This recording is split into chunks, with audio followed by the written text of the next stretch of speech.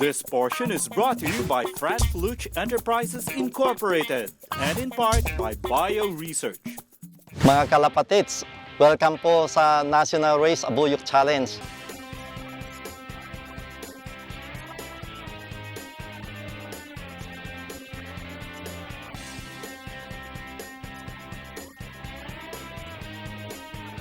Itong National Race Abuyog Challenge na buo dahil sa maraming mga club, local club sa iba't ibang parte ng Pilipinas na gusto nilang makipaglaro sa mga kapwa, mga fanciers sa isang national scope na hindi doon sa local clubs lang nila o local na lugar nga nila.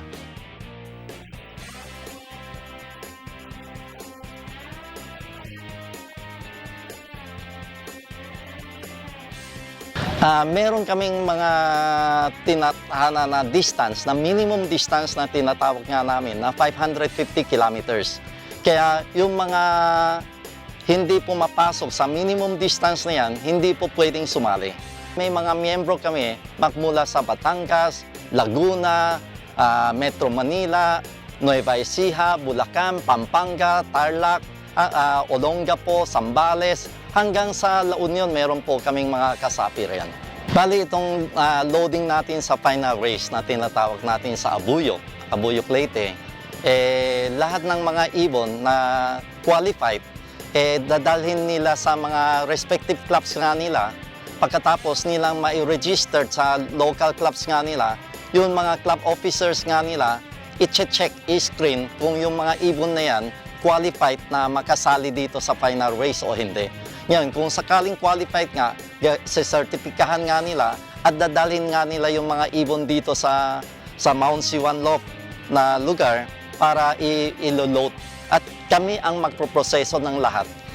Paglalagay ng stickers, maggagawa ng mga procedures, kailangan lahat ng miyembro sumunod sa patakaran. At 2 days race po tayo dito sa Abuyog race na ito, kaya ang race Saturday and Sunday. Sa ating mga kalapatids, iniimbita ko kayo na magpatuloy na sumali dito sa National Race Abuyog Challenge nga natin. Ito napakasaya. Nakikita niyo naman, ang daming mga bisita nga natin rito, mga miyembro na nanggaling pa sa iba't ibang lugar. Kanina pa, halos ilang daan na yung mga bisita natin na pumarito at yun isa rin pamamaraan para makakita-kita at magkakilala yung mga ibang fanciers.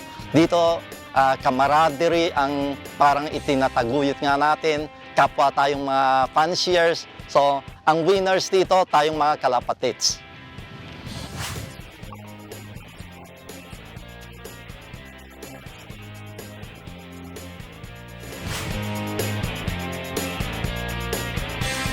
This portion was brought to you by Fran Fluch Enterprises Incorporated and in part by Bio Research.